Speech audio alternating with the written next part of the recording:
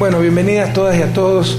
Si nos está transmitiendo en directo Telesur, Ecuador TV, valga la oportunidad para enviar un abrazo solidario al presidente Chávez. Nos informan que salió bien, pese a lo difícil de la operación.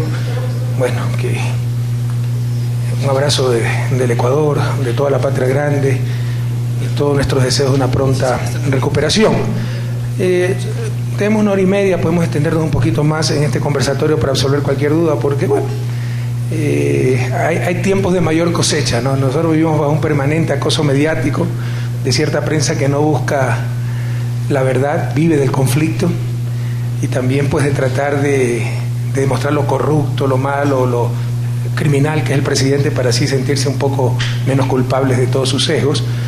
Pero les decía, en algunos momentos la cosecha es mucho mayor, ¿no? Porque en estos últimos tiempos protegemos el terrorismo, somos los más corruptos, criminalizamos la protesta social, cerramos medios.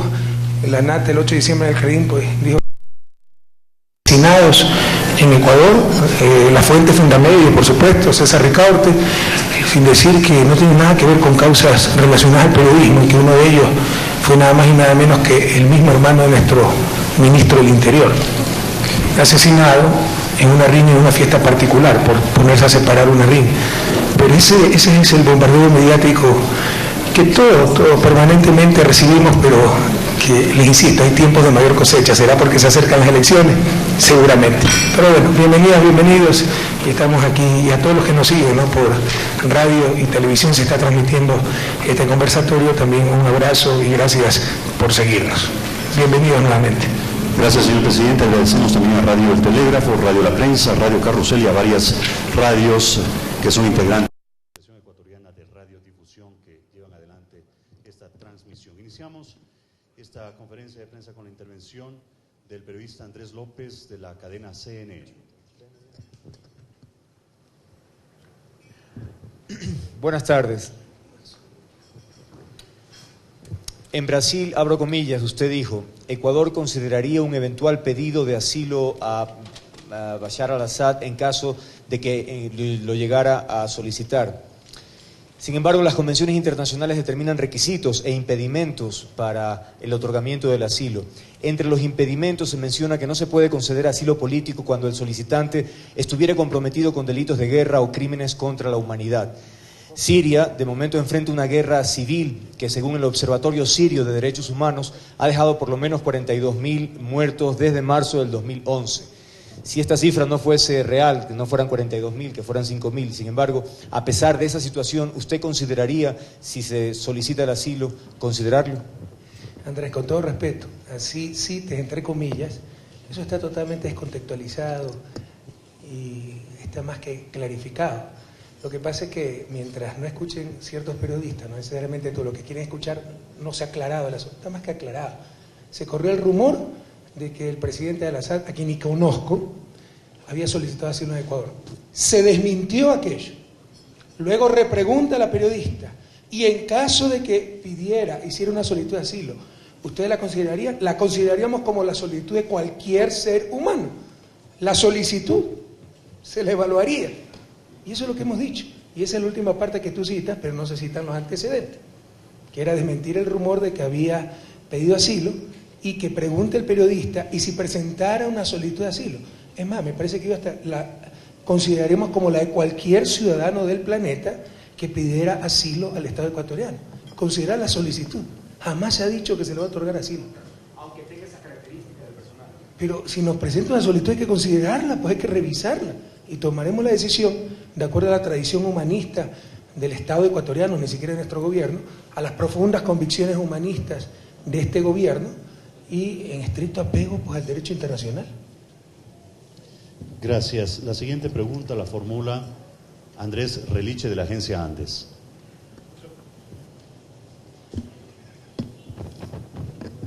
Presidente, buenas tardes. El 4 de diciembre, durante su intervención en la Universidad de La Plata, usted mencionó que deberían establecerse controles de tipo social para los abusos de los eventuales abusos de los medios de comunicación, ¿no? ¿Podría ampliar un poquito este tema y de qué tipo de controles se hablaría o de dónde vendría la propuesta? El control social en un Estado moderno se llama ley. Pero qué gracioso. Cuando le conviene son los baluartes de la democracia, que proveen el derecho fundamental para todas las libertades y todo el resto de derecho. Y en principio estoy de acuerdo. Pero si es tan importante, entonces debe haber control social. Ahí no, ahí nadie nos toca. Somos libre empresa, nadie se meta en nuestro mercado. Es una contradicción, una doble moral. Yo estoy de acuerdo con lo primero, y donde existe una contradicción, que la dije en la Universidad de La Plata, negocios privados con fines de lucro proveyendo un derecho, el derecho a la información. Imagínense ustedes jueces o compañías de jueces privadas con fines de lucro proveyendo justicia. Se escandalizarían todos. Pero en el caso de libertad de medios de comunicación, cuestionar esto es atentado a la libertad de expresión. Entonces, ese control social en estados modernos se llama ley. Se necesitan leyes de comunicación para poder realizar un control social legítimo sobre potenciales excesos y abusos que pueden cometer los medios de comunicación, que manejan un derecho fundamental y que tienen un poder inmenso, que pueden construir o destruir sociedades. Y no solo eso, sin ningún miedo.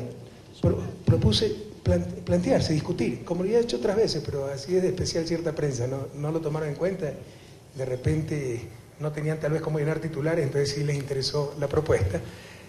Analizar si puede ser una función del Estado. Si la misma prensa siempre se ponía el cuarto poder, en realidad existe un solo poder. En ciencias políticas modernas el poder del Estado es único, lo que existe es función. Al reconocerse como cuarto poder, estaban reconociendo, perdónenme la redundancia, de que son un poder aparte del Estado, incluso que puede ser mayor al del Estado. Y habría que preguntarse si eso es sano para la democracia. ¿Por qué ese poder? Por haber tenido plata para comprarse una imprenta. Entonces se planteó la necesidad de analizar alternativas a eso. Una de ellas que sea una función del Estado. Correa ya quiere apropiarse de todos los medios de comunicación porque es un corrupto y no le gusta que denuncien la corrupción de su gobierno, o porque es un dictador autoritario y le gusta que lo critiquen, ¿no? Por si acaso, que sea función del Estado no significa estatizar los medios de comunicación. Función ejecutiva de la educación, y hay colegios privados. Función ejecutiva de la salud, y hay hospitales privados. Función ejecutiva de la política monetaria, y hay bancos privados que son parte fundamental de la política monetaria. Ni siquiera entienden eso, porque ni siquiera quieren empezar a discutir esas cosas. Quieren seguir como están, sin límites ni escrúpulos. Pero eso es un peligro, eso no es que ayuda a la democracia. Ya derrumbemos mitos, superemos lugares comunes, perdamos el miedo, ¿no? Una prensa abusiva, falta de ética, falta de profesionalismo, que no son todos, pero existe. No es que ayuda a la democracia, la perjudica, la destruye. No es que ayuda a la libertad de expresión, la destroza. Y no son los falsos dilemas. ¿Qué es mejor? Tener una prensa que cometa excesos, pero fundamental para la democracia, o tener una prensa que calle todos los abusos del gobierno. Falso dilema, no tiene que ser ninguna de las dos. La respuesta obvia es no, lo que conviene es buena prensa. Y eso es lo que hay que buscar, y tenemos que debatir cómo lograr esa buena prensa. Y Ecuador, América Latina, no tiene buena prensa. Y más allá de los problemas éticos y profesionales, más allá de quién tiene la propiedad de los medios, que no son los pobres, no es la Madre Teresa de Calcuta, son exfuncionarios de gobiernos represivos, ministros de dictaduras, esos son los que tienen los medios de comunicación en América Latina. Más allá de eso es la forma de producción, de propiedad, perdón, la forma de propiedad. Propiedad privada, negocios privados, con fines de lucro, proveyendo un derecho. Eso es una contradicción. Y nadie se atreve a nombrar las cosas por su nombre. Perdamos el miedo, discutamos esas cosas. Y volviendo al inicio de mi respuesta, el control social, para algo tan fundamental como es el derecho a la información, que en nuestros países lo proveen negocios privados con fines de lucro, en un Estado moderno se llama ley. Pero fíjate cómo han boicoteado en Ecuador y bloqueado la ley de comunicación durante 4 años. Bueno, eso ya decidirá el pueblo ecuatoriano, ¿no? Porque ahí también tuve la doble moral. Si hubiera hecho la 10ª parte de eso, con respecto a una ley que afectara al gobierno, fuera el dictador, rompí la Constitución, etc. 4 años llevan rompiendo la Constitución. La Constitución del 2008 daba 1 año, transitoria primera, 1 año para tener la nueva ley de comunicación. Para ratificar esa orden constitucional, En la consulta popular se le preguntó al pueblo ecuatoriano sobre si quería una nueva ley de comunicación. Mayo del 2011, el pueblo ecuatoriano lo ratifica en las urnas. Queremos una nueva ley de comunicación. Y siguen bloqueando la ley de comunicación. Si yo hubiera hecho la 10ª parte de eso, en algo que nos afectara como gobierno, fuera el dictador, inconstitucional, crímenes de guerra, llévenlo a la CIP, a la CID, a todas las siglas que se imaginen, lleven fiscalización en la asamblea, como es la prensa la que está bloqueando con sus corifeos en la asamblea, así mutis por el foro. Otra muestra más de la mala prensa y de la doble moral vigente en los medios de comunicación en el país. La siguiente pregunta la hace Salvatore Foti de la revista Lindro.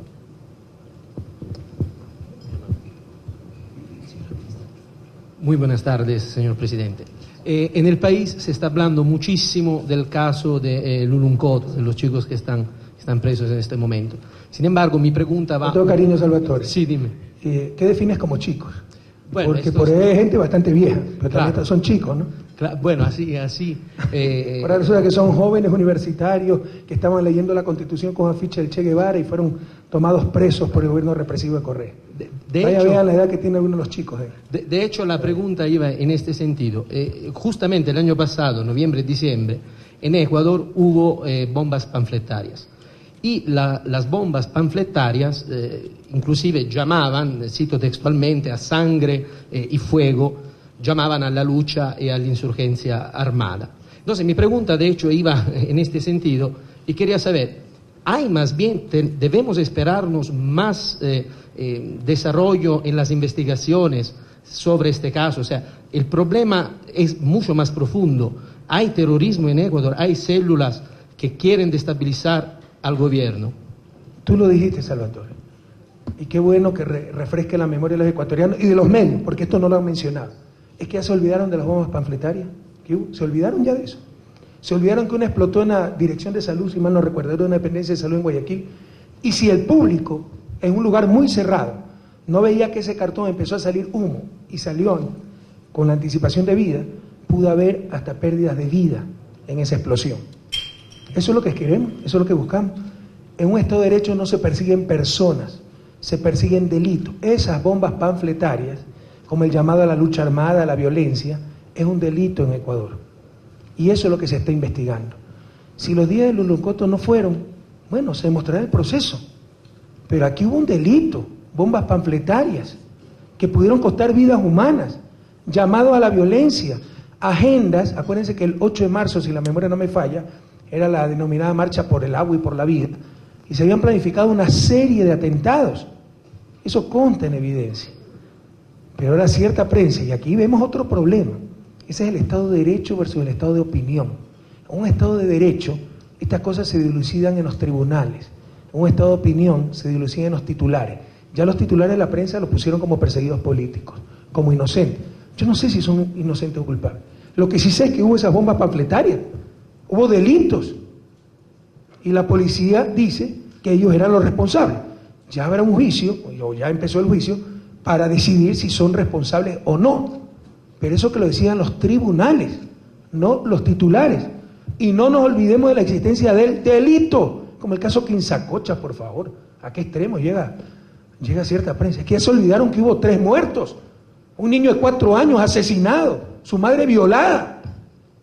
Pregúntenle qué opinan pues los familiares de esos muertos. Y ahora todo es persecución política. Quinzaloma, ¿qué dije yo? Quinzacocha del proyecto minero, perdón. Lo de Marcelo Rivera, otro perseguido político. Ya se olvidaron el rector de la Universidad Central ensangrentado, cuando casi lo asesinan en el rectorado. Entonces un poquito más de decencia a cierta prensa, que por hacerle daño al gobierno le hace daño al país, le hace daño a la sociedad, le hace daño a los fundamentos de la civilización. Que una justicia institucionalizada, el Estado de Derecho. En un Estado de Derecho, insisto, se persiguen delitos, no personas, y eso se decide, quién es culpable o inocente, se decide en los tribunales. En un Estado de opinión, ahí sí se persiguen personas. Y es en los titulares que se absuelve o condena, y debemos rechazar los ecuatorianos eso. Recuerden, hubo delitos, bombas panfletarias, llamando a la violencia, que pudieron costar vidas humanas. Hubo planificación de atentados, planificación de agresiones, etcétera, cuando se iba a dar la marcha en marzo, no estoy seguro si era el 8 o el 10, llamada del agua y de la vida. Y eso es lo que se estaba investigando. Y de acuerdo a los informes de la policía, los sospechosos son los 10 de Luluncoto. Si hay equivocación, bueno, la justicia lo dirá, pero que no lo digan los titulares de los periódicos, que no tienen ninguna solvencia moral para hacerlo. Quiero aclararles algo, yo no conozco a ninguno de los 10 de Luluncoto, yo no conozco al juez que lleva la causa, yo no ordené la captura ni mucho menos. Lo que sí sabía es que se estaba investigando esas bombas panfletarias. Gracias. Queremos saludar a todos los medios de comunicación que están transmitiendo en vivo este conversatorio con el señor presidente de la República. La siguiente pregunta la formula José Luis Andrade de Gama TV. Gracias, buenas tardes. Señor presidente, cuénteme, el deterioro de la salud del presidente Chávez, usted empezó esta intervención enviando un saludo al pueblo venezolano. ¿Esto va a trastocar estos procesos que existen en varios países? ¿Se considera que él ha sido una especie de precursor de toda esta serie de gobiernos progresistas? ¿Este deterioro de su salud puede de pronto afectar estos procesos? ¿Usted considera que esto está afincado en una personalidad o efectivamente se trata ya de un proceso maduro que podrá continuar independientemente de las personas que estén a la cabeza? Mira, yo jamás dejaré de expresar mi admiración por el presidente Chávez. Si para nosotros en el 2007 fue tan duro luchar contra el neoliberalismo, contra los poderes fácticos que dominaban nuestros países, y ya había muchos gobiernos progresistas en Uruguay, en Chile, en Brasil, en Bolivia. No entiendo cómo solito el presidente Chávez en 1998 pudo empezar a luchar contra todos esos poderes. Así que siempre tendrá mi admiración. Siempre repetimos, al menos al interior del gobierno y de Alianza País, en el proceso revolucionario, todos somos necesarios, pero nadie es imprescindible. Por supuesto que el presidente Chávez es necesario, y muy necesario. Y no nos engañemos, o sea, aquí se ha llegado a satanizar hasta el liderazgo, como si el liderazgo es algo malo. El mal liderazgo es malo. El liderazgo es capacidad de influir sobre los demás. Si esa capacidad la utilizamos para servirnos de ese liderazgo y servirnos de los demás, por supuesto que es malo. Si esa capacidad la utilizamos para hacer crecer a los demás, para deshacernos sirviendo a los demás, por supuesto que es muy bueno. Yo creo que ese es el liderazgo del presidente Chávez. Yo lo he visto al presidente Chávez días sin dormir, sin comer, por trabajar por su pueblo y por la patria grande. Entonces, él es muy necesario, es un líder en la región. Pero te insisto, todos somos necesarios, nadie es ni debe ser imprescindible. Ojalá se recupere muy pronto el presidente Chávez, pero si por la gravedad de su dolencia no pudiera continuar al mando de Venezuela, tienen que seguir esos procesos revolucionarios, bolivariano en Venezuela, ciudadano en Ecuador, en Argentina, en Bolivia, etcétera, independientemente de las personas. Pero deseamos de corazón que pronto supere esta grave dolencia del presidente Chávez y pueda seguir trabajando por su amada Venezuela. El turno siguiente es para la agencia Reuters, representada por Alexandra Valencia. Buenas tardes, señor presidente. Un poco cambiando el tema y dándole un giro para la parte económica. Mi pregunta es, ¿cómo está cerrando el año el país en materia económica? Y no sé si ya hay cifras del cierre de lo que sería inflación y el PIB. Gracias a Dios está cerrando muy bien. Tenemos cifras, usted sabe pues que las cifras macroeconómicas se la calcula en forma indirecta, ¿no? No es que se puede calcular cuántas papas se produjeron, más cuántas bananas, etcétera. Y tenemos cifras hasta el primer semestre donde Ecuador creció más del 5% y aspiramos terminar el año con un crecimiento alrededor de 5%. La inflación pues encuentra en los límites previstos, menos del 5%, también va bastante bien. El nivel de desempleo incluso nos ha caído, eso tenemos mediciones más frecuentes, estaba en 4.6, cayó al 4.2, esa probablemente es la tasa más baja de la historia del Ecuador, ¿no? Y debe ser la tasa más baja, de las 2 o 3 más bajas de toda América Latina. Y la buena noticia, queridos periodistas, es que es un crecimiento sano, puede haber crecimiento sin generación de empleo y un crecimiento empobrecedor. incluso así no aumente pobreza, si hay desigualdad, la pobreza es un concepto básicamente relativo, en referencia a algo. Por ejemplo, los pobres de hoy, en referencia al hombre de las cavernas, probablemente son multimillonarios. Pero comparado a toda la capacidad de generación de bienes, de atención a necesidades que existen en el mundo del siglo XXI, la falencia de los pobres son intolerables. ¿Sí me explico? Pero si lo comparas con la época de la caverna, probablemente son multimillonarios. Entonces, cuando el crecimiento aumenta desigualdad, es una especie de aumentar pobreza relativa. La gente se siente relativamente más pobre y se fractura la sociedad. Nuestro crecimiento es muy sano, con disminución de la pobreza y fuerte disminución de la desigualdad. Por primera vez en la historia, la pobreza extrema por ingresos está en un dígito, 9%, prácticamente la mitad de lo que recibimos al inicio de nuestro gobierno, estaba en 17% casi. La pobreza en general, pobreza extrema es cuando ni siquiera hay el ingreso para comprar los bienes necesarios para garantizar una adecuada reproducción biológica de la vida. Pobreza es el que no puede comprar una canasta básica de consumo que satisface ciertas necesidades básicas. Eso está en alrededor de 24% y también ha bajado 12, 14 puntos. Y donde más hemos bajado es en los sectores indígenas y en los sectores tradicionalmente excluidos, afros, etc. Y esto no lo dice el gobierno, lo dice la CEPAL. Acaba de salir el nuevo informe de la CEPAL, Desarrollo, Desempeño Económico y Social en América Latina, y Ecuador es uno de los 2 países que en el 2011 más redujo pobreza. Entonces, felizmente estamos cerrando el año con muy buenos indicadores macroeconómicos, pero esos indicadores macroeconómicos pueden ser conceptos vacíos. Hay que ver cómo se refleja en la realidad. Disminución, básico, generación de empleo, y empleo de calidad. Nadie ha encontrado una forma más digna de reducir pobreza que con empleo y empleo de calidad, y eso estamos logrando. Hay disminución de la pobreza, disminución de la desigualdad, es un crecimiento que cada vez, todavía la economía del país es vulnerable, tenemos dólar para empezar, moneda extranjera, mire todos los problemas que tiene Europa, una moneda común, nosotros tenemos moneda extranjera. Ojalá el país empiece a entender por qué criticábamos tanto la dolarización. En todo caso, además de esa vulnerabilidad terrible, todavía somos dependientes de sectores primarios e incluso del sector extractivista. Esto es un proceso y estamos trabajando fuertemente en ese proceso, y uno de los grandes desafíos para el nuevo periodo de gobierno, sea cual fuera el nuevo gobierno, ¿no? Nos ha ido bastante bien, pero haciendo básicamente lo mismo de siempre. Hay que diversificar la matriz productiva. Eso no es la ingenuidad, yo diría la irresponsabilidad de no al petróleo, no a la minería, no. Sí al petróleo, sí a la minería, con todo lo que podamos, con absoluta responsabilidad.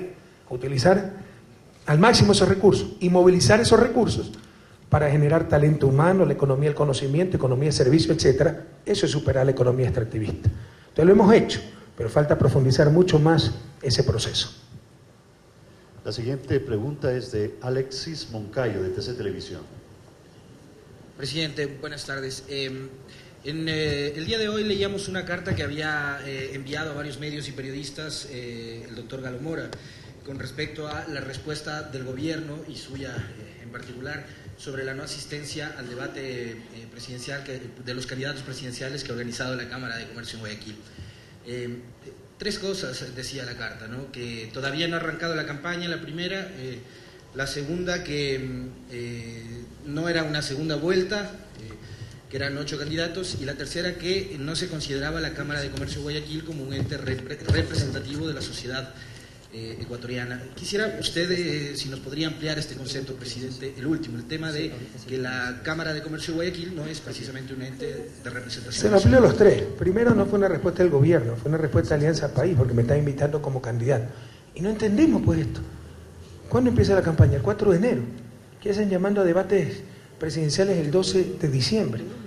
¿Es eso correcto? Si los otros no tienen nada que hacer, yo tengo que gobernar un país. Porque entre otras cosas estamos analizando el 4 de enero pedir licencia para dedicarme a la campaña. Pese a que Obama y todos sus héroes, ¿no?, lo que invoca la Cámara de Comercio, no pidió licencia. En todo caso, estamos hasta analizando eso, pero yo tengo que gobernar un país, pues no sé si los demás candidatos, tal vez con las ganancias acumuladas, pueden estar dedicados tiempo completo a campaña. Segundo, siguiendo la recomendación del presidente de la Cámara de Comercio de Guayaquil, Eduardo Peña, y Hurtado, Eduardo Peña Hurtado, que hagamos como Obama. La verdad es que nuestros ejemplos son Bolívar, Alfaro, Martín, pero siguiendo su recomendación, vamos a hacer como Obama. Entonces debatamos en la segunda vuelta, porque seguramente el señor Peña no se ha enterado que en Estados Unidos hubo 6 candidatos a la presidencia de la República, pero los otros 4 ni los tomaron en cuenta. Solo se hizo el debate entre los 2 con mayores opciones, y en el sistema estadounidense, que es de colegios electorales, es prácticamente una sola vuelta. Entonces debatieron los 2 con mayor opción, no los 6. De hecho, a los otros 4 los ignoraron totalmente, lo cual es incorrecto en una democracia.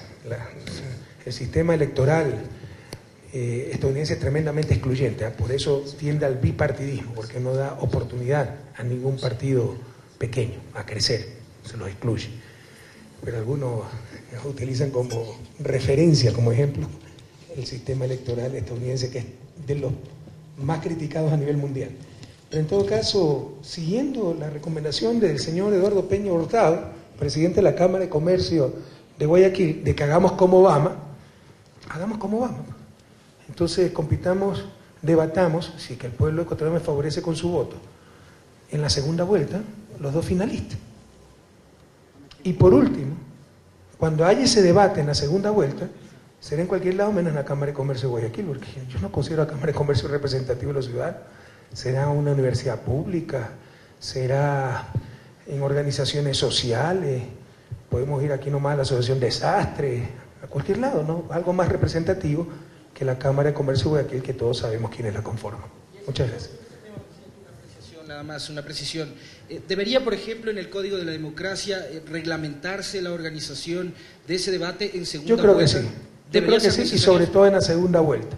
Para evitar oportunismo, ¿no? Gente figuretti, instituciones que quieren legitimarse. Entonces, para que no sea cualquier espacio, ¿no? Por si acaso, en Estados Unidos el debate lo hace una compañía privada, una empresa privada conformada, si mal lo recuerdo, por los 2 partidos, al menos por uno de los partidos, pero lo organiza una empresa privada. Eso me parece totalmente ilegítimo a nivel democrático, ¿no? Por si acaso, en Estados Unidos no hay límite al monto de aportes a la campaña, porque dicen que eso atenta a la libertad de expresión. O sea, hay que expresarse con dólares. Y algunos admiran ese modelo. Bueno, en todo caso, yo creo que sí debería reglamentarse para que sea el propio, por ejemplo, Consejo Nacional Electoral, el Auditorio de la Democracia, con reglas claras, con moderador imparcial, el que dirige ese debate. Imagínense, yo recuerdo el debate del 2006, que fue en esa Cámara de Comercio. El moderador fue Oppenheimer. Imagínense el objetivo. ¿Fue Oppenheimer, lo recuerdas o no? ¿Ah? No, o sea, al menos uno fue Oppenheimer. A la final estoy equivocado y fue Claudia Palacio ese, tiene razón. ¿Usted asistió en el 2006? ¿Fue en la Cámara de Comercio aquí en Quito? No, una en Guayaquil y que fue con Andrés Oppenheimer. Entonces imagínense lo objetivo e imparcial pues, del moderador.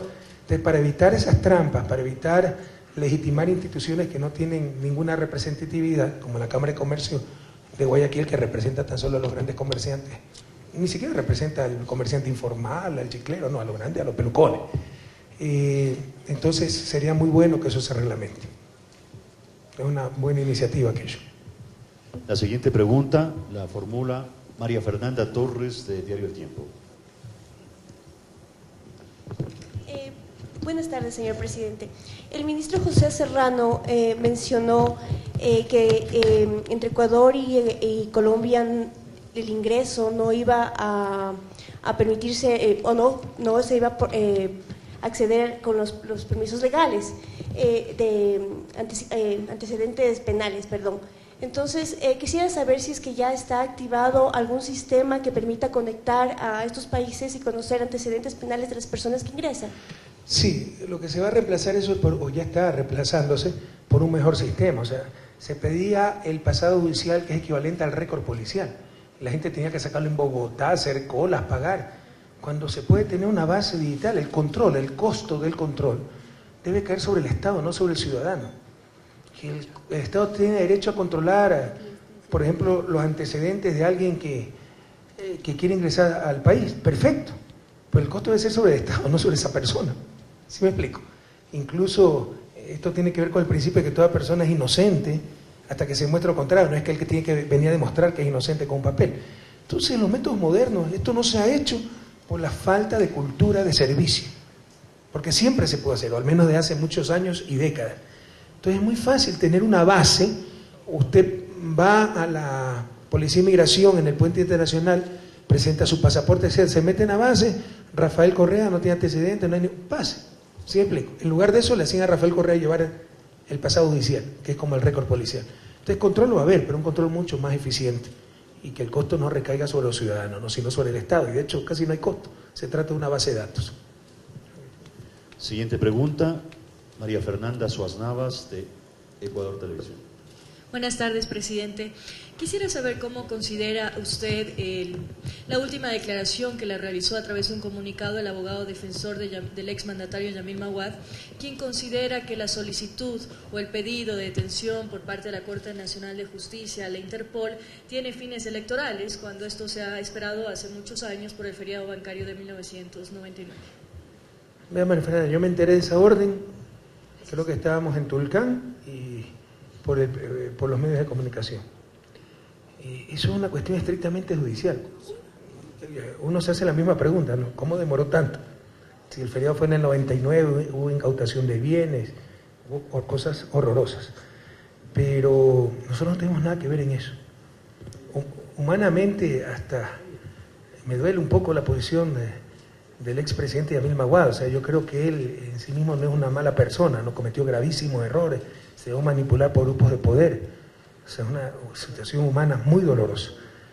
Pero todos tenemos que responder por nuestros actos. En todo caso, el gobierno, este es un caso estrictamente judicial y el gobierno no tiene absolutamente nada que ver, y yo me he enterado de esto por los medios de comunicación. Siguiente pregunta, Harry Dirks, de World Red Mundial de Holanda. Buenas tardes, señor presidente. Hace más o menos 2 meses, vamos ahorita salimos un ratito del Ecuador, fue detenido en Amsterdam un oso polar, porque la Shell holandesa está queriendo perforar pozos petroleros en Alaska. Hay todo un movimiento mundial contra esa explotación de esta empresa tan grande a nivel de petróleo. Es difícil llevar al oso polar a centro-sur ecuatoriano, donde está la Amazonía. Entonces ahora vamos a llegar a la ronda petrolera. Existe un estudio, tengo entendido, y tengo el libro por ahí, el nombre no me recuerdo, es un estudio preliminar sobre el centro-sur de la Amazonía, en donde está en juego 7 nacionalidades indígenas, donde está en juego la biodiversidad única y el patrimonio cultural. Incluso hay una duda sobre el costo-beneficio para el Ecuador. Usted habló ya hace poco sobre la diversificación de la economía.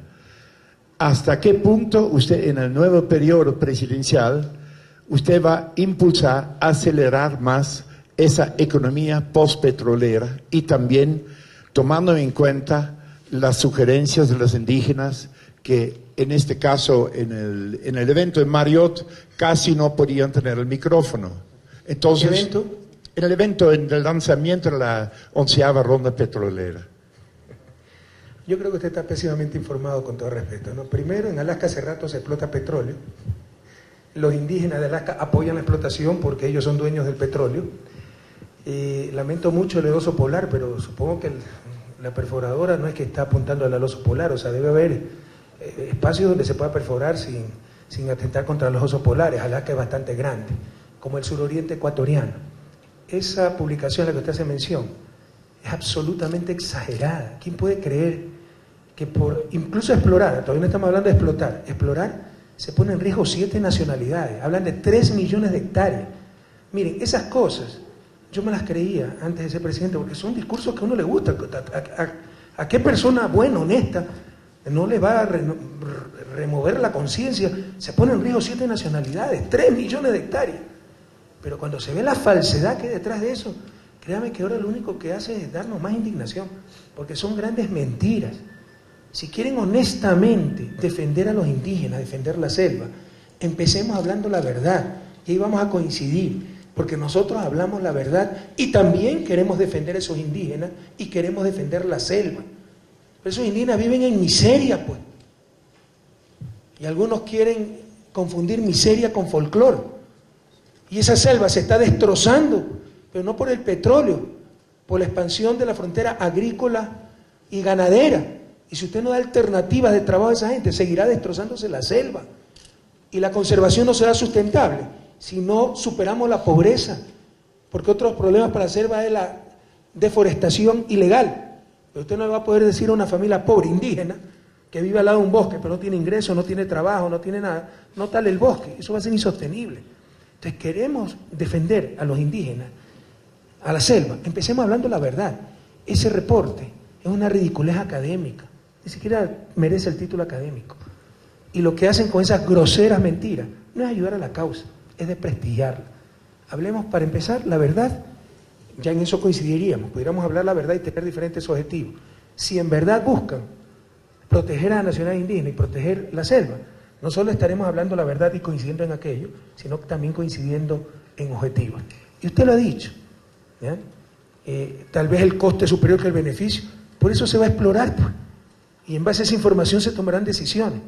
Y no es cierto lo que usted dice, que en la ronda petrolera no se va a hablar a las comunidades. Habían representantes de comunidades indígenas. Tenemos una carpeta llena de convenios con la socialización, con acuerdos, compensación, etcétera, para que se pueda explorar, todavía no explotar. Pero por supuesto dirigentes indígenas que se dedican a la política, no al bienestar de su pueblo. Y de mañana Humberto Cholango, que no es de la Amazonía, con supuestos ambientalistas habían protestado al frente del Hotel Marriott. Entonces supongo que eso se refiere que no se lo dejó hablar.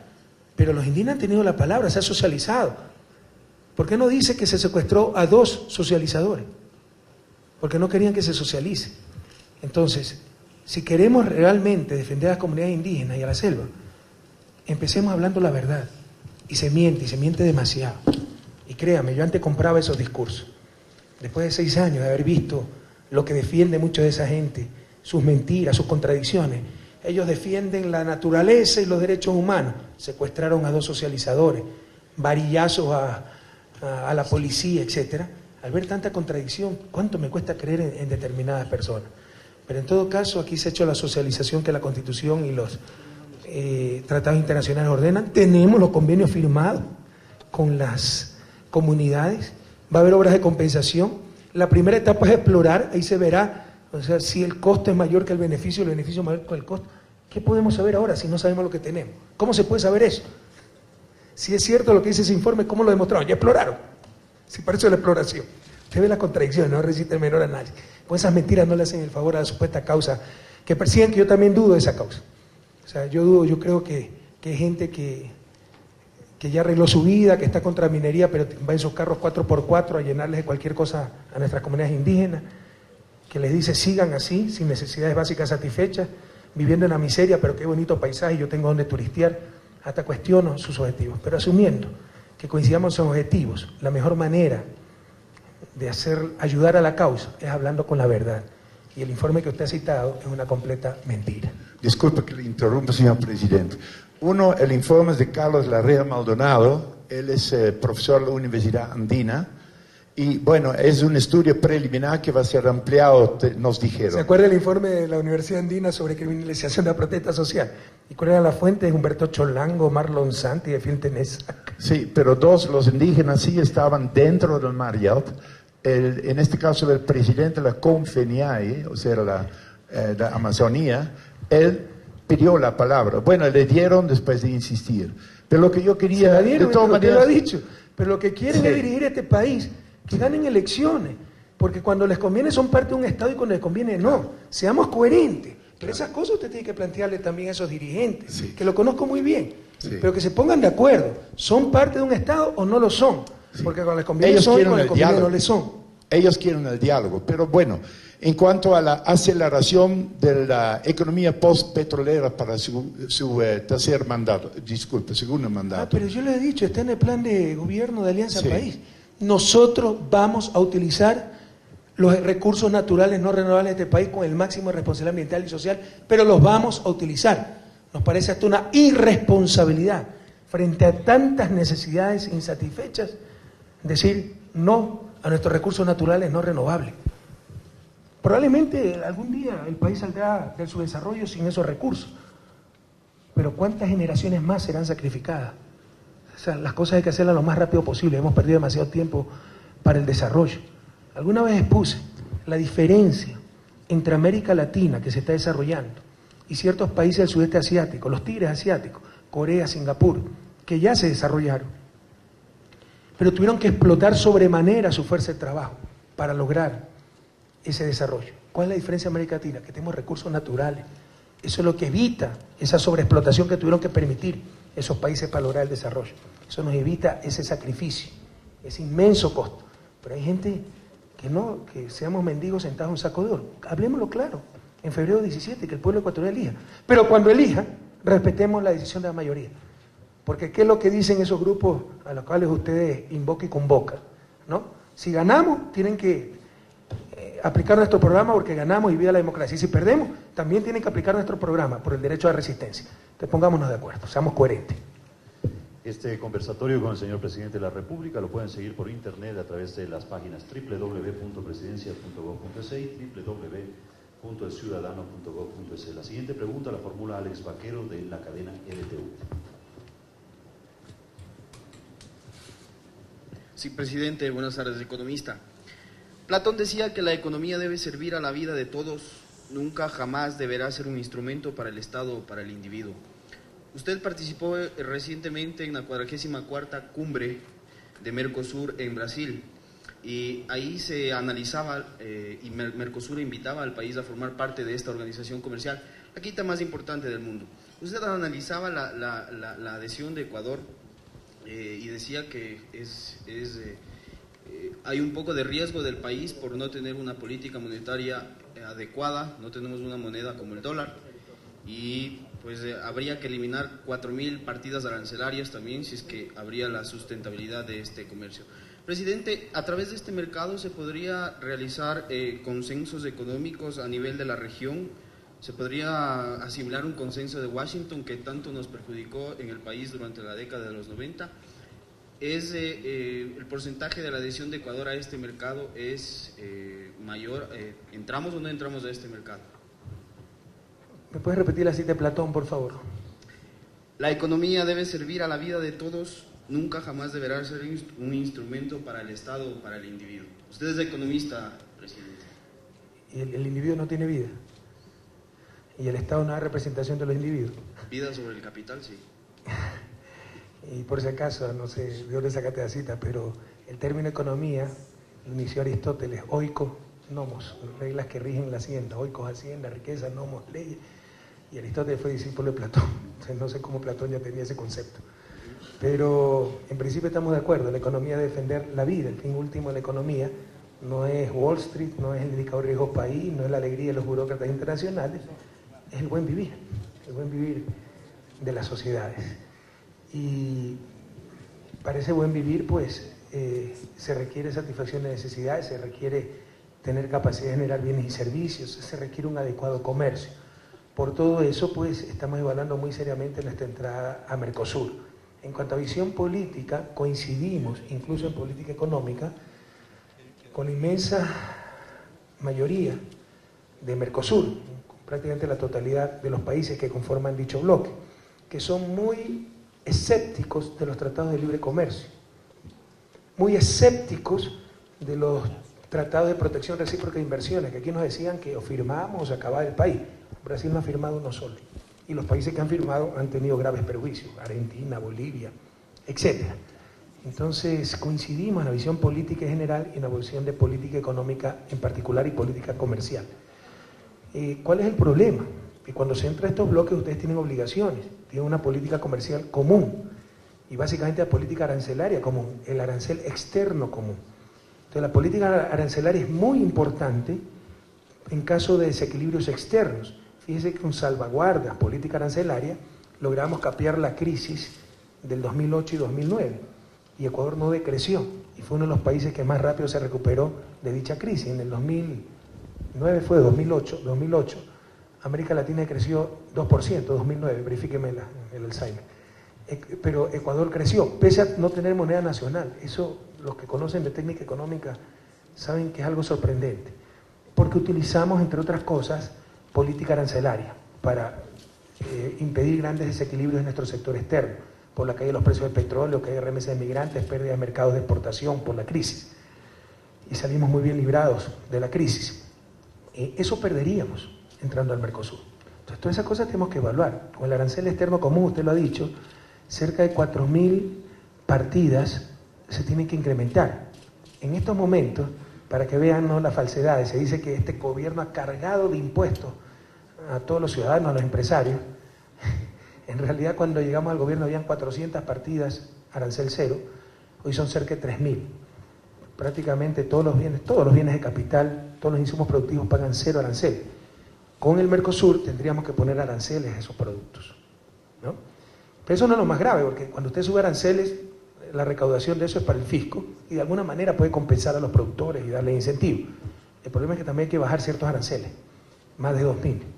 Entonces, estamos evaluando muy seriamente y muy técnicamente los impactos de esas medidas para tomar una decisión definitiva para entrar al Mercosur. Más aún les insisto, porque Ecuador es un país sin moneda nacional. Debemos marchar con pie de plomo en estas cosas. Si Argentina, Brasil, dentro del Mercosur, tienen un problema de balance de pago, eso es sector externo, se devalúa la moneda nacional y con eso se corrige. Se abaratan exportaciones, se vende más, se encarece importaciones, se compra menos al exterior y se equilibra el sector externo. Nosotros tenemos dólar, no manejamos la moneda nacional, no tenemos política monetaria propia, dependemos de un país extranjero. Y miren los problemas que tiene Europa por tener una moneda común. España, Grecia, algo tienen que decir al menos en el Banco Central Europeo. En la Federal Reserve de Estados Unidos, donde emiten los dólares, ni conocen por dónde está Quito, ¿no? Entonces, si usted no tiene moneda nacional, solo le queda la política arancelaria. Por eso tenemos que andar con pies de plomo en esta clase de acuerdos y estamos estudiando muy pormenorizadamente, muy detalladamente los efectos del ingreso. Es en el 2009 que América Latina, sí, 2008 crecimos bastante, que América Latina decreció 2% y Ecuador, pese a tener dólar, a no tener moneda nacional, creció el 1%. Parte de la política contracíclica que aplicamos y para cuidar desequilibrios externos fue salvaguardas, política arancelaria. Todo eso se pierde entrando al Mercosur. Entonces, todo eso hay que evaluar. ¿Ok?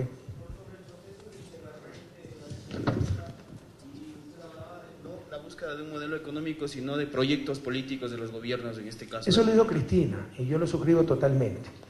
No es cierto esto de que la economía, ciencia pura, científica, positiva, técnica, no, se deriva de proyectos políticos.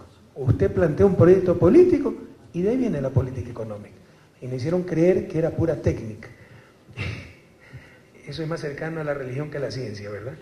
La economía, incluso cuando se originó la economía, allá por el siglo XVIII, eran filósofos morales y se llamó economía política, porque era política, era juicios de valor, relaciones de poder, y en función de eso toma decisiones, y ahí viene la parte técnica. Entonces, la política económica depende de un proyecto político. Mercosur está consolidando un proyecto político, muy coincidente con, al menos, el que aspiramos la mayoría de miembros de UNASUR. En cuanto a independencia, en cuanto a soberanía, en cuanto a rechazar el neoliberalismo, un comercio para el desarrollo de nuestros pueblos, no el bobo aperturismo, no este increíble, criminal sometimiento de sociedades, de pueblos al capital, rechazando estos tratados de protección recíproca de inversiones y estas cosas. Entonces, ese proyecto político lo suscribimos totalmente. De ahí se deriva la política económica, ¿ya? Dentro de esa política económica, política comercial, etcétera, y el problema del Ecuador es que no tiene moneda nacional. Entonces tenemos que medir muy bien las oportunidades y los riesgos de entrar al bloque Mercosur. Pero en cuanto a visión política, coincidimos plenamente.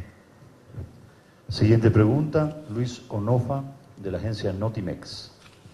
Gracias, presidente. Buenas tardes. Quisiera saber, presidente, ¿cuál es decir, en qué estado se encuentra el proyecto de Banco del Sur? Porque da la impresión de que este proyecto, como algunos de toda el área económica, que me parece que son importantes para la consolidación de la UNASUR, enfrentan algunos obstáculos. En algún momento se dijo que el Banco del Sur comenzaría ya a funcionar en el curso de este año, entonces, pero sin embargo no hay información sobre qué es lo que está pasando en ese campo que desde el punto de vista de la UNASUR, de la consolidación de la UNASUR, como yo le decía, parece que son vitales los proyectos en el campo económico. Ya va a empezar a funcionar, en abril del próximo año me parece, ¿no? Faltaba que lo suscriban ciertos países, ya lo suscribió Brasil, ya son 7 los miembros, ¿no? Perdón, falta Brasil y Paraguay, solamente ellos, ya el resto lo ha suscrito. Y bueno, pero ya se tiene el mínimo necesario para empezar a funcionar, y en abril del próximo año entra a funcionar esa aspiración y necesidad para América del Sur, como es el Banco del Sur, pero el canciller tiene información más actualizada al respecto. Gracias, presidente. Efectivamente, en abril de este año, el 5º país ratificó a través de su parlamento la entrada al Mercosur, el estatuto de creación del Mercosur. Y los estatutos establecen que después de que eso suceda, un año después, comenzaría a funcionar el Banco del Sur. De tal manera que nosotros estamos pendientes, participando activamente con los equipos técnicos que están con su sede en Venezuela, para que efectivamente en abril arranque, abra sus puertas el Banco del Sur. Esperamos que se cumpla con esos tiempos. Es difícil crear un banco internacional, un banco plurinacional con participación de distintos países, pero está en marcha toda la parte técnica como para que en abril comience a funcionar la preparación del personal, etcétera, etcétera, a efectos que ya comience. Nosotros, por supuesto, estamos emocionados con la posibilidad de que ya esto arranque, porque los proyectos regionales que pueden impulsarse, la base financiera que pondrá el Banco del Sur en esos proyectos regionales es importantísima, con lo cual se pueden traer muchos otros recursos de Europa. Ojalá le ayude a Europa también a salir de su crisis. Pueden traerse de China, pueden traerse de Rusia, de muchísimos otros países, para complementar el arranque, la parte inicial que sería puesta por el Banco del Sur, y los proyectos de desarrollo regional pueden comenzar a financiarse en muy poco tiempo. Queremos destacar las transmisiones en vivo de Ecuador TV, Telesur, CN Plus, Radio Pública, en Guayaquil, Radio El Telégrafo, Super K, Carrusel y La Prensa, la cadena radial OPE, Radio Élite, en Cotopaxi, Estéreo Colorado en Santo Domingo, Radio Ego, Radio Romántico en Zamora, JP Radio Cañar, Radio Fantástica, Ecuasur FM Loja. La siguiente pregunta.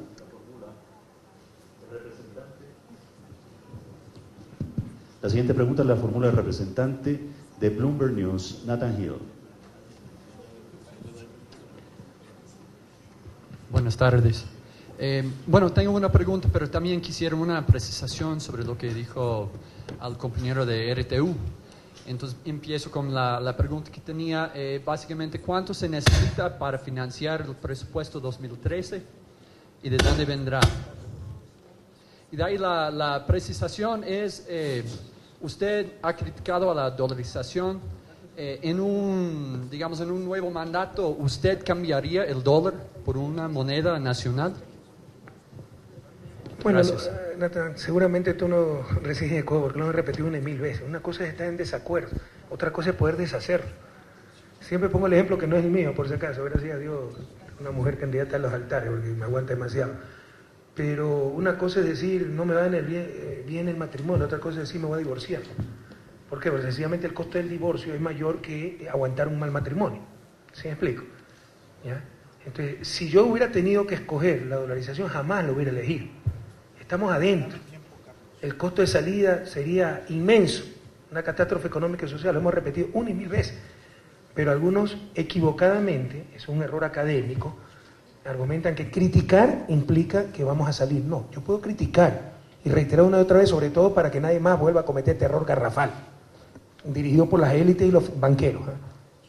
Porque en la crisis del 99 se destroza la moneda nacional y llega a la brillante conclusión de que la crisis era causada por el mal manejo monetario, cuando el mal manejo monetario fue causado por la crisis. Digamos, la destrucción de la moneda fue consecuencia de la crisis. No es que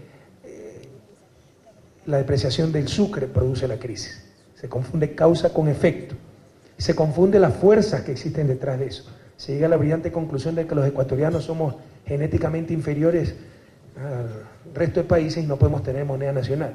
Cuando el problema de fondo era la incestuosa unión entre poder político y poder financiero, donde se hizo todo para salvar a los bancos.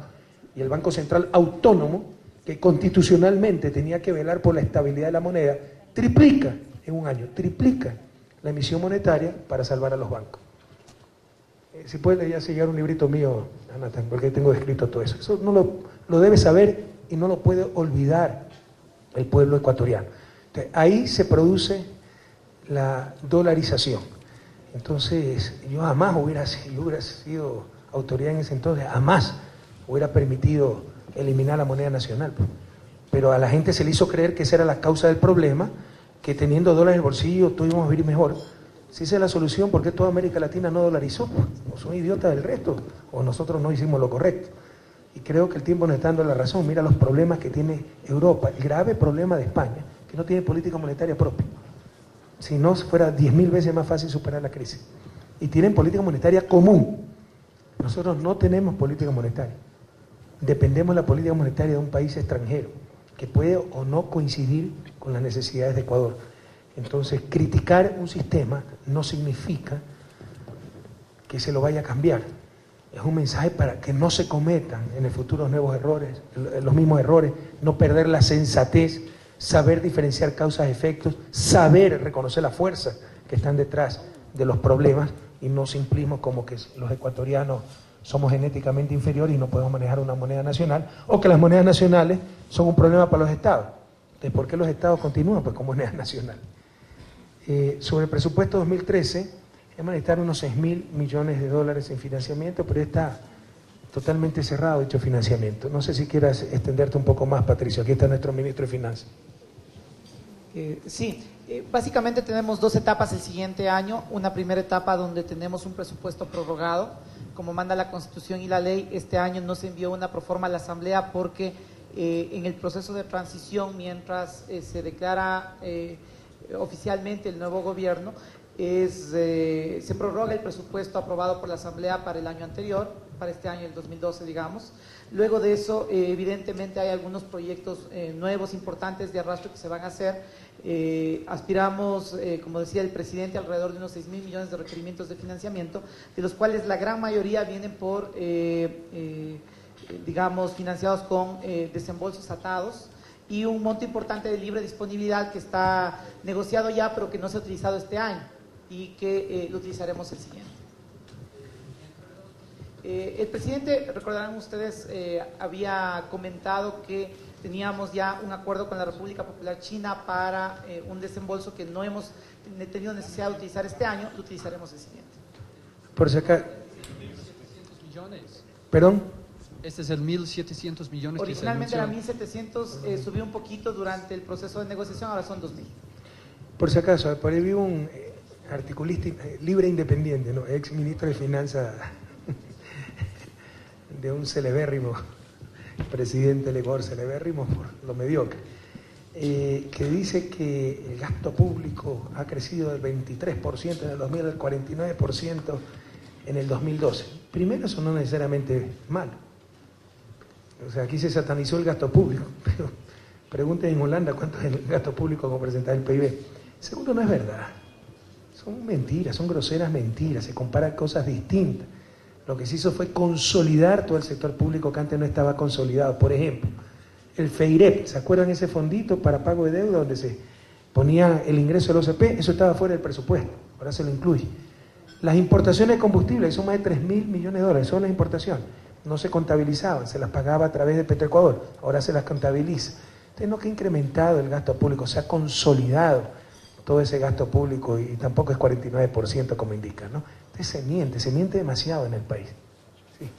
Solo para complementar lo que acaba de decir el presidente. Ahí hay dos errores conceptuales. El primero, que tratan de satanizar toda erogación como que fuera gasto. Primero, el gasto corriente no es malo nunca per se, pero a pesar de eso, lo importante es que Ecuador lo que está haciendo es un gran programa de inversiones. Tenemos el primer lugar de inversión pública respecto del PIB en América Latina. ligeramente superior al 12%, cuando el promedio de América Latina es 4,2%. Por otro lado, lo que decía el presidente es esencial.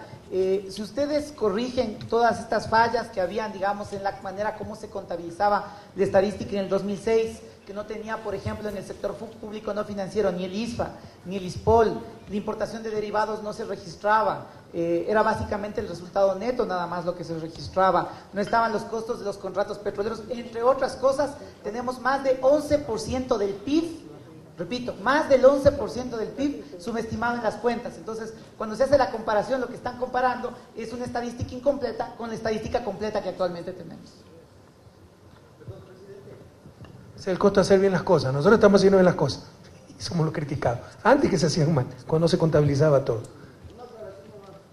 Hablando de filosofía, Platón fue maestro de alumno de Sócrates y maestro de Aristóteles. Usted tiene razón, sí fue posterior. Ya, te agradezco. Yo le pregunté, ¿no fue Aristóteles? No, espérate. Sócrates, Platón, Aristóteles. Creo que sí tengo razón. Y sí, Platón. No, sí tengo razón yo. Sócrates, Platón, Aristóteles. Pues casi me desubica. No, pero no, tengo razón. Sócrates, Platón, Aristóteles. No, pero usted me dijo, Aristóteles fue maestro de Platón. No, yo te dije que Aristóteles fue discípulo de Platón. Y por eso Platón no podía manejar el término economía, porque eso lo crea Aristóteles, oiko nomos. Pero coincido con lo que dice Platón, no sé de dónde sacó el término, pero coincido. Bien, la siguiente pregunta la hace Verónica Armijos de Radio Tarqui. Presidente, buenas tardes. La deuda histórica que Colombia y Ecuador mantiene con las poblaciones fronterizas, ¿en cuánto tiempo se saldará y que se convertirá en eje prioritario de trabajo? Bueno, ese es un proceso, ¿no? O sea, no se puede poner fecha, como decir, en cuánto tiempo se desarrollará el país. Hay que ver si seguimos en la misma línea, creciendo a las tasas que estamos creciendo, con las mismas políticas, etcétera. Pero en el caso de la frontera, los gobiernos siempre abandonaron la zona de frontera. ¿Y por qué? Porque no era políticamente rentable. O sea, ¿qué es mejor? ¿Hacer un subcentro de salud en pleno centro de Quito, donde lo van a ver decenas de miles de personas? ¿O hacerlo en la frontera, donde van a haber 300 personas? Entonces, todo se regía por la politiquería, por las próximas elecciones, no por la justicia, por la equidad, por una planificación nacional. Eso ya está. Y no solo aquello, sino que el caso ecuatoriano, y ya hay cambios, y cambios importantes. Del lado ecuatoriano, por ejemplo, se ha dado la orden que toda política pública empiece por frontera. Por ejemplo, vivienda, escuelas del milenio, subcentro, empiece por frontera. Y todo ministerio debe invertir al menos 3% del presupuesto de inversión en zona de frontera, frontera norte, porque ahí reside el 3% de la población total. Antes se invertía menos, entonces era injusto. Tienen que invertir al menos 3%, todo eso se controla. Tenemos el Plan Ecuador, tenemos todo eso, pero faltaba la coordinación con Colombia, porque en zona de frontera, para mejorar los niveles de vida, para alcanzar el buen vivir, se necesitan políticas comunes, por ejemplo, carreteras. Miren lo que tenemos en la Amazonía, el puente sobre el río San Miguel. Por esa ruta sería más corto llegar a Bogotá que por la ruta Rumichaca, pero no está el lado colombiano, la carretera. Miren el lado de Esmeralda, Tumaco, no hay puente, la gente pasa en canoa. O sea, para hacer el puente internacional necesitamos coordinar con Colombia, incluso para políticas sociales, para optimizar recursos, mucho mejor de una coordinación. Ya está prácticamente listo el hospital de Tulcán, que sea un hospital binacional, pero donde nosotros no tengamos hospital, que lo tenga Colombia. ¿Sí me explico? Entonces la coordinación binacional pues potencia muchísimo las capacidades. Entonces desde Ecuador ya estamos del primer día de gobierno, como usted ha dicho, tratando de saldar esa deuda histórica con zona de frontera, frontera norte y frontera sur. Los cambios en frontera sur son espectaculares. Y en frontera norte hay importantes cambios. Pero es una frontera caliente, no había esta coordinación que tenemos con Perú en el caso colombiano, etcétera. Entonces no se ha avanzado al mismo ritmo. Mire que con Perú ya están completos 4 ejes viales de primer orden. Y el quinto solo falta el lado peruano. Con Colombia tenemos un eje vial. Y con un puente Rumichaca bastante estrecho, ¿no? Entonces se necesitaba esa coordinación. Felizmente ya hemos empezado, tenemos que ir rápido a recuperar el tiempo perdido, pero usted tiene razón, hay una gran deuda con poblaciones de frontera y estamos dispuestos a saldar esa deuda. La siguiente pregunta es de Catherine Betancourt de Canal 1. Señor presidente, muy buenas tardes, de todos muy buenas tardes. En la vía a la costa, en la provincia del Guayas, se está instalando el gasoducto que pasará el gasoducto Monteverde Pascuales, que partirá desde la estación Monteverde en Santa Elena hasta el centro de almacenamiento y distribución El Salitral. Esta obra ha generado cierto descontento y malestar en poblaciones humildes de la vía a la costa, porque dicen que genera riesgos para ellos y sin duda pues temen por sus vidas porque puede ocurrir una desgracia, Dios no quiera, como lo que ocurrió el día de hoy en Estados Unidos, en el oeste de Virginia, donde explotó el gasoducto. ¿Qué nos puede decir usted al respecto? ¿Qué soluciones se les puede dar? Porque hay muchos que se están oponiendo a esta obra. Es una obra vital para el país. Es la complementaria al almacenaje de gas en la costa, para no tener que depender de barcos que tenían 3 días de reserva de gas. Esto va a tener 30 días. Y ahí se pasa de la manera más segura, porque por si acaso mucho más peligrosos son los tanqueros, por tubería hasta la central Chorrillos, en Guayaquil. De la información que tengo, primero, ya ahí hay poliductos, o sea, no, con la exposición que usted hace, es como que si estuvieran las poblaciones y ahora le vamos a meter un tubo. No, siempre ha habido tubería ahí. Se va a añadir una más, siempre ha habido poliductos. Entonces, primera observación muy importante. Segundo, y esto ha sido una sorpresa, se ha respetado el derecho de vía, o sea, no es que está las casas encima del poliducto como en otros lados, ¿no?, donde estamos reubicando gente, etcétera, sino que sí se ha dejado el margen adecuado. Tercero, tiene 130 kilómetros, si la memoria no me falla, de extensión ese gasoducto, y solo faltan 4 kilómetros.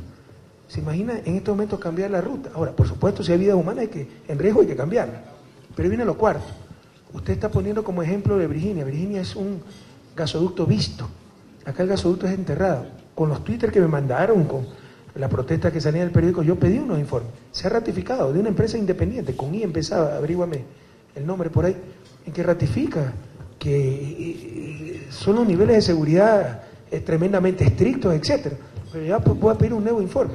Pero le insisto, hay que tomar en cuenta todas estas cosas, ¿no?, que es un proyecto estratégico para el país, que no es que estaban ahí las poblaciones y se le va a cruzar un tubo, no, los tubos ya estaban ahí. Utilizando esas tuberías que hay, se va a poner una más, enterrada, esa es la diferencia con la Virginia, que era visto, la tubería, ¿no? Y las casas están a la distancia adecuada, se ha respetado el derecho de vía, lo cual es raro en Ecuador, pero sabe lo que se llama el derecho de vía del gasoducto. Pero de todos modos vamos a pedir un nuevo informe, el problema es que solo faltan 4 kilómetros. Siguiente pregunta, María Elena Vaca, del Telégrafo.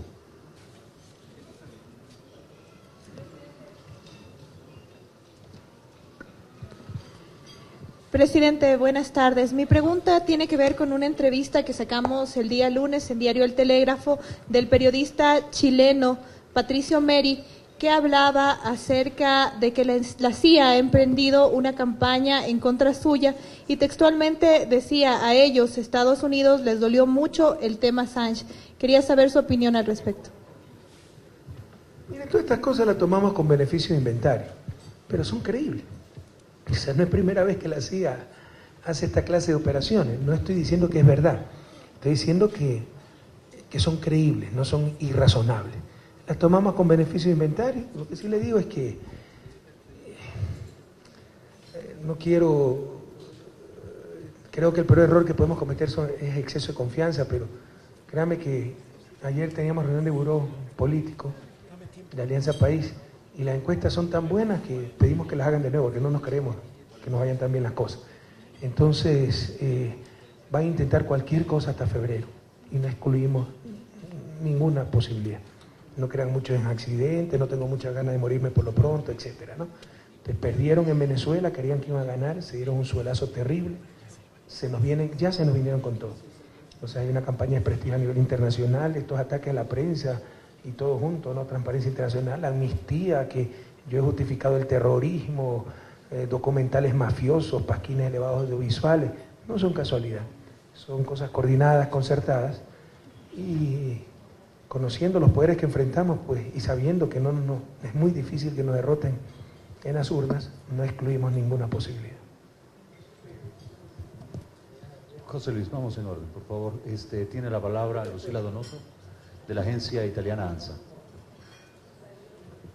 Muchas gracias y buenas tardes. Quería preguntar sobre el caso Assange.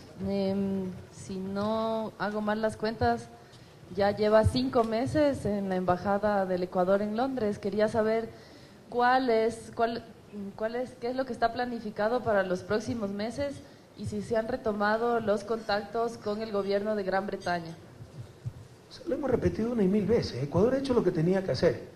Nos dice, de acuerdo a lo que dice la compañía periodista, que el supuesto complot de la CIA es porque Estados Unidos está muy enojado por darle el asilo a Julian Assange. Bueno, con ese argumento deberíamos estar enojados por darle el asilo a Emilio Palacio, que además que no está perseguido por nada, pues solo por su conciencia, ¿me explico? Entonces, somos un país soberano, no tenemos que pedir permiso a nadie para ejercer nuestra soberanía, y dentro de esa soberanía el derecho a otorgar asilos en función del derecho internacional. Eso es lo que se hizo con el ciudadano Assange. Ahora todo está en manos de Europa. Si Gran Bretaña mañana le da el salvoconducto, mañana se acaba este episodio. Si Suecia mañana manda a su fiscal, como lo permiten sus leyes, como ya lo ha hecho en ocasiones anteriores, a interrogar al señor Assange a la Embajada del Ecuador en Londres, mañana se acaba este problema. Si el doctor Baltasar Garzón, abogado del señor Assange, tiene éxito en los recursos que ha presentado ante el sistema de justicia europeo, bueno, mañana, en los próximos días, se acaba este problema. Ecuador ha hecho lo que tiene que hacer, lo que tenía que hacer. Ahora todo está en manos de Europa. La siguiente pregunta es de Wagner Abril, de la revista latinoamericana Visión. Presidente, buenas tardes. Gracias por la oportunidad. Quisiera retomar el tema de la economía, presidente. Según la CEPAL, efectivamente concuerdan las cifras que usted mencionó acá. Este año el país estará creciendo en el PIB alrededor del 4.8%, pero prevé una caída para el año próximo de 1.3%. En términos generales, ¿cuál es su apreciación respecto de la afirmación de la propia CEPAL? El crecimiento económico... Perdón, no te escuché esta última parte, acércate un poquito más al micrófono. ¿Cuál es su apreciación sobre...? La apreciación de la CEPAL sobre el comportamiento de la economía en el año próximo y futuro inmediato sería, ¿no? Sabiendo que hay una previsión para Ecuador de que caerá 1.3%. Y dice, dependerá de la evolución de la economía mundial. Yo creo que es importante un análisis suyo, presidente, tomando en consideración, por ejemplo, la grave situación de los Estados Unidos, el abismo fiscal, me refiero, el problema de la Unión Europea con los déficits fiscales de los países, el elevado endeudamiento, etcétera. Entonces, ¿qué es lo que usted prevería? ¿Cuáles son los riesgos que tendría la región y, por supuesto, el Ecuador para el futuro inmediato? En el caso concreto, para el 2013. Gracias. Bueno, dicen que el economista es un profesional que se pasa la mitad del año haciendo predicciones y la segunda mitad del año explicando por qué no se cumplieron, ¿no? Entonces, tener predicciones y tomarlas como certeza es algo bastante riesgoso. Me parece que para este año CEPAL incluso ha tenido que subir la predicción de crecimiento para el caso ecuatoriano porque la había subestimado.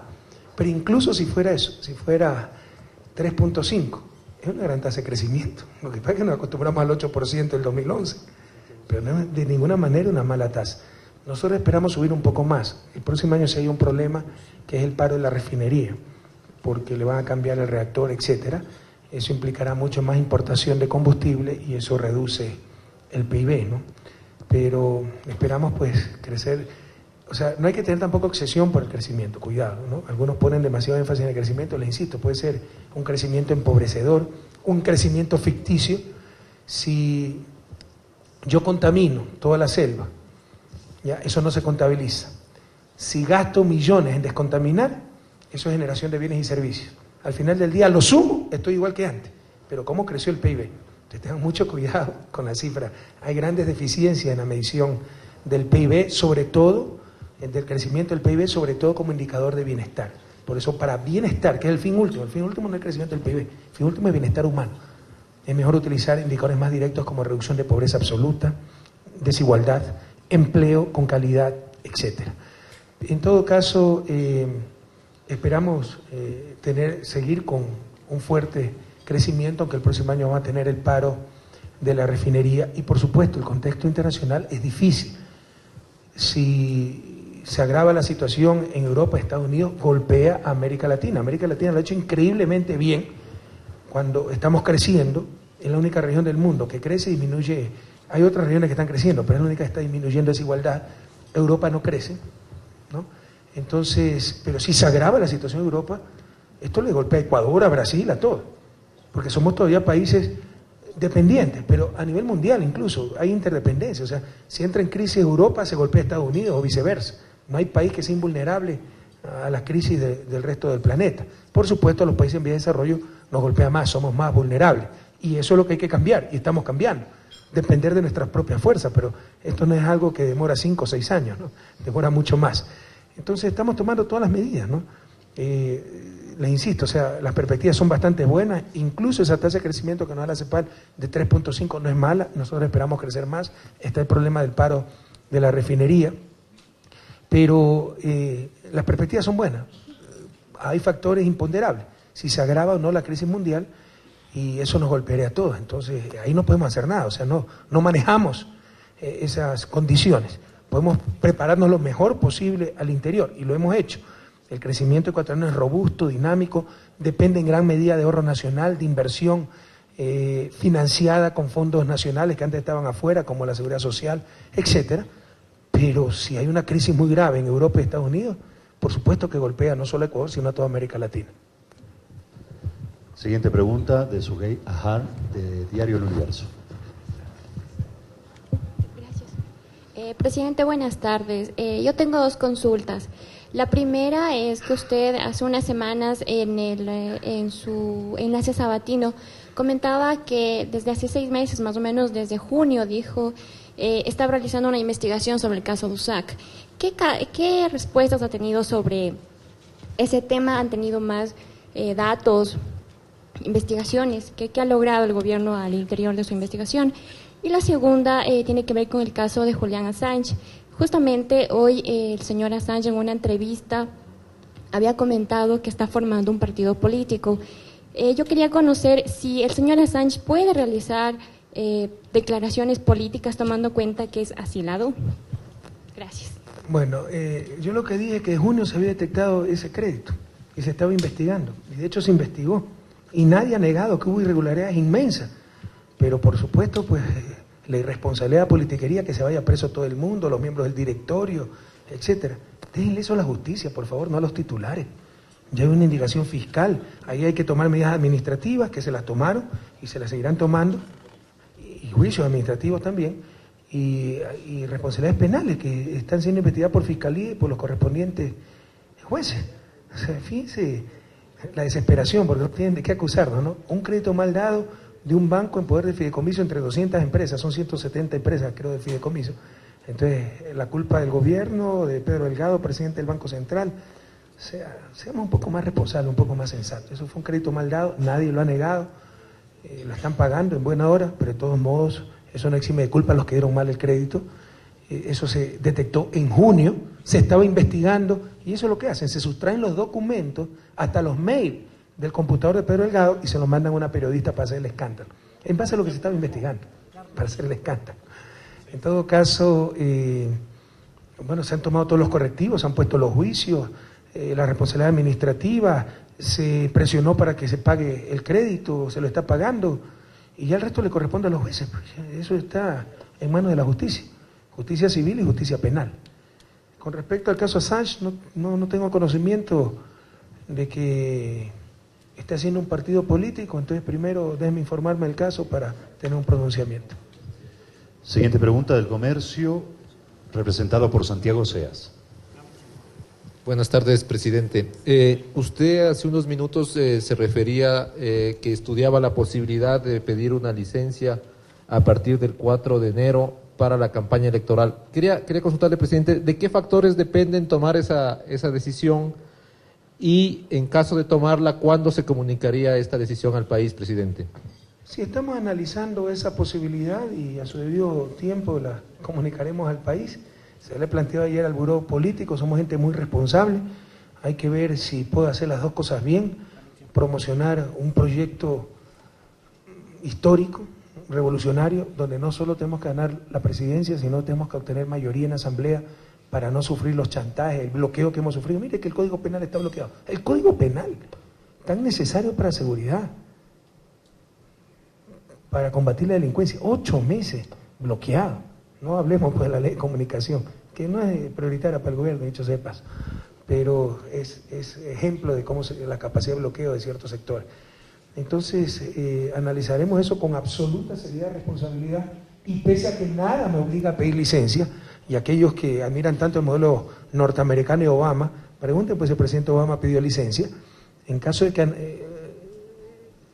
en base al análisis se resuelva que es necesario, ¿no?, para poder hacer una campaña responsable y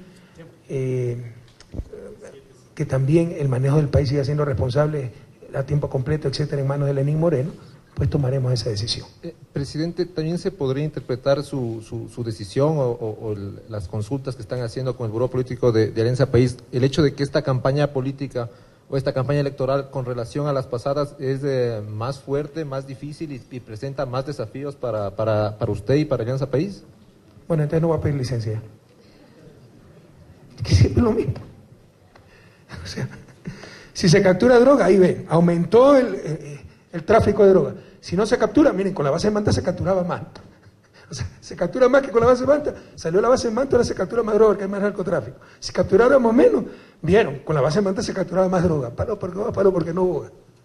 Mire, tomaremos la decisión en función de nuestra responsabilidad y compromiso con el país. Con absoluta responsabilidad, le insisto. Siguiente pregunta de Radio La Ciudadana con Natalie Murillo.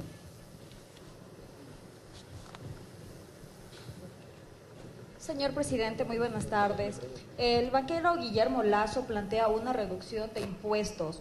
¿Qué efectos tendría si con la efectiva recaudación tributaria que ha tenido el gobierno de la Revolución Ciudadana se han podido realizar obras viales y en beneficio de los ecuatorianos? Usted lo ha dicho, hay que ver en dónde propone reducir impuestos. ¿Usted lo ha escuchado? Yo no lo he escuchado. ¿En qué propone reducir impuestos? Salida de capitales, por ejemplo. Bueno, seguramente porque él es parte del sistema financiero que especula y es el que ha sido afectado por esa salida de capitales, porque los productores de la economía real no han sido afectados. O sea, por favor tengan esto claro. Importación de bienes de capital, de insumos productivos, no pagan ese impuesto. O sea, lo pagan, pero eso sirve de crédito tributario. O sea, al final se netea con el pago de impuestos y no hay un costo. Ese impuesto no tiene fines recaudatorios, tiene fines estabilizadores para evitar la especulación de los llamados capitales golondrinas que puedan hacer colapsar el sistema dolarizado. Dicho sea de paso, ha tenido un efecto espectacular. No hemos tenido esos ataques. El impuesto ha funcionado. Pero entiendo por la posición del banquero, como usted lo ha llamado, Lasso. ¿Quiénes son los que hacen la especulación financiera? Los banqueros. Usted tiene que depender a su grupo. Lo que sí le escuché que va a reabrir el aeropuerto de Puerto Viejo, maravilloso, seguramente para aterrizar con su jet privado, porque yo le pregunto a los portovenses cuántos tienen jet privado, cuántos han utilizado el aeropuerto y a cuánto le costaría cuando necesiten volar en avión ir al aeropuerto a 30 minutos, el aeropuerto de Eloy Alfaro. Entonces, pura y simple demagogia, ¿no? Y en función de sus intereses, porque él sí tiene avión privado, él sí puede aterrizar facilito en Puerto Viejo. Entonces, seguramente se entiende lo que está planteando, porque está defendiendo a su gremio. O sea, al que afectó el impuesto de salida de divisas es a los especuladores financieros. Y esos son los banqueros. Y él es banquero. Entonces entiendo perfectamente lo que está diciendo, pero debe tener claro el pueblo ecuatoriano que no lo está diciendo en función del bien común, sino en función de la gallada de especuladores financieros, de la gallada de banqueros. Siguiente pregunta, la formula Manuel Quijo de la cadena radial OPE. Buenas tardes, señor presidente. Existe una general preocupación sobre la clase empresarial, en virtud de que los requisitos de contratación pública solicitan unos requisitos que no se pueden cumplir los pequeños empresarios. Por ejemplo, tiempos mínimos, 0 anticipos y algunas cosas como este tema. ¿Habría la posibilidad, señor presidente, de que se estudie la factibilidad de hacer reformas a la LONS, a la Ley de Contratación Pública? Siempre es posible hacer reformas, y me extraña y me molesta mucho lo que está diciendo, porque nuestra política es favorecer a los pequeños artesanos, y se los ha favorecido. O sea, la estadística nos dice que es impresionante la participación de pequeñas y medianas empresas. Antes, ¿cuántos eran los grupos que podían contratar con el Estado? ¿Cuántos eran? 25, 30. Ahora son centenas. Pero si hay que hacer más, lo haremos. Entonces, le ruego que si me puede presentar una ayuda a memoria con las observaciones puntuales que tiene, y si hay que cambiar algo, por supuesto, nuestro objetivo es sobre todo apoyar a la microempresa, pequeña empresa, mediana empresa. Incluso a nivel legal tienen ventajas, tienen puntos adicionales, nuestros artesanos, etcétera. Entonces, si no son suficientes los incentivos, pues no hay ningún problema en revisar la ley y la normativa en general. Por si acaso, la empresa que hizo el análisis de riesgo para el gasoducto es NST Energy Group. Yo tenía I en la cabecera E. NST Energy Group. Entonces, yo pedí ya un informe de ese gasoducto. Me dicen que no, que cuenta con toda la seguridad del caso, óptima, pero estamos pidiendo uno nuevo, ¿no? El problema es que solo faltan 4 kilómetros. Es 124 kilómetros el oleoducto, no 130, y solo faltan 4. Bien, la siguiente pregunta, Pedro Rioseco, de Prensa Latina. Sí, buenas tardes, señor presidente.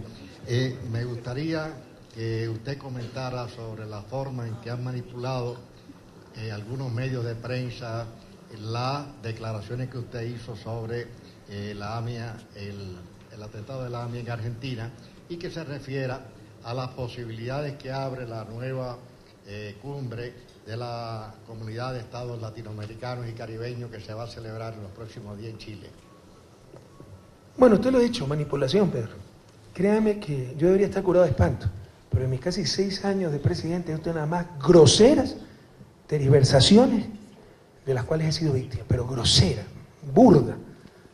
O sea, usted ha dicho mis declaraciones, no fueron declaraciones mías sobre la AMI. El tema de la entrevista no fue ese. En ese segmento, lo que quería la periodista era que yo diga que Irán era un peligro mundial. Ni siquiera justifiqué lo que hace Irán. Dije que estoy en desacuerdo en muchas cosas, que lo que me molestaba era la doble moral. Entonces, cuando me preguntaba, ¿y el programa nuclear? Y los otros programas nucleares. Además, usted le conta que es para fines bélicos. Y la discriminación de la mujer, y lo otro que discrimina a la mujer. O sea, no justificaba la discriminación de la mujer. Lo que evidenciaba era doble moral. Y pregunta, ¿y el atentado de AMIA? Dolorosísimo. Pero mire lo de Libia.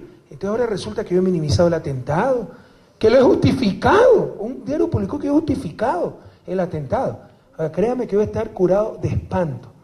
Pero es impresionante. Esta es una de las manipulaciones más groseras que he recibido en estos 6 años casi de presidente. Entonces creo que las cosas para cualquier persona de buena fe están totalmente claras. Vean la entrevista. Nosotros no somos soberbios. Si cometemos un error, no tenemos ningún problema en pedir disculpas, en reconocerlo. Pero aquí no se ha cometido ningún error. La soberbia está en otros lados.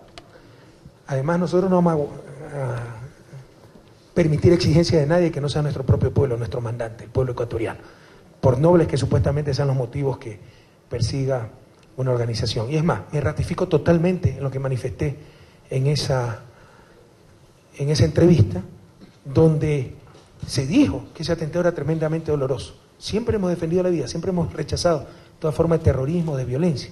Pero lo que se quería era que yo diga que Irán era un peligro mundial, y no lo vamos a decir. Y lo que sí dije, y me ratifico, es la doble moral internacional. Sobre CELAC, mira, CELAC es una gran esperanza para nuestra América. Y nosotros, como Ecuador, esto no lo comparten todos los miembros, como Ecuador, esperamos que en el mediano plazo reemplace al OE. Porque es más fácil construir algo nuevo, mejor y nuestro, que tratar de arreglar lo que ya está mal. Y claramente, pues la OEA tiene la injerencia desequilibrante de un país hegemónico como Estados Unidos, y graves contradicciones. Comisión Interamericana de Derechos Humanos, Washington, la sede. Y resulta que Estados Unidos no es signatario de la Convención de San José. ¿Quién puede justificar estas cosas? Comisión que se financia con Estados Unidos, que no reconoce la Convención, y con la Unión Europea, que no es parte del sistema interamericano. O sea, le paguen para que nos controlen a los otros, lo que sí firmamos. ¿Hasta cuándo? ¿Hasta cuándo? Entonces, creemos que es más fácil construir algo nuevo y mejor, y esa es la CELAC, ¿no? La CELAC para nosotros es una gran esperanza. Bien, el tiempo para este diálogo se ha agotado. Señor presidente, sus palabras finales, tal vez. Bueno, compañeros, bienvenidos todos de nuevo a este país donde no hay libertad de prensa, donde están llenas las cárceles de periodistas, donde hemos cerrado cuántas radios ya van, y donde, ¿qué más es? No hay democracia y apoyamos el terrorismo, ¿no? Muchas gracias. Un abrazo a todas y a todos. Muchas gracias, estimados colegas. Buenas tardes.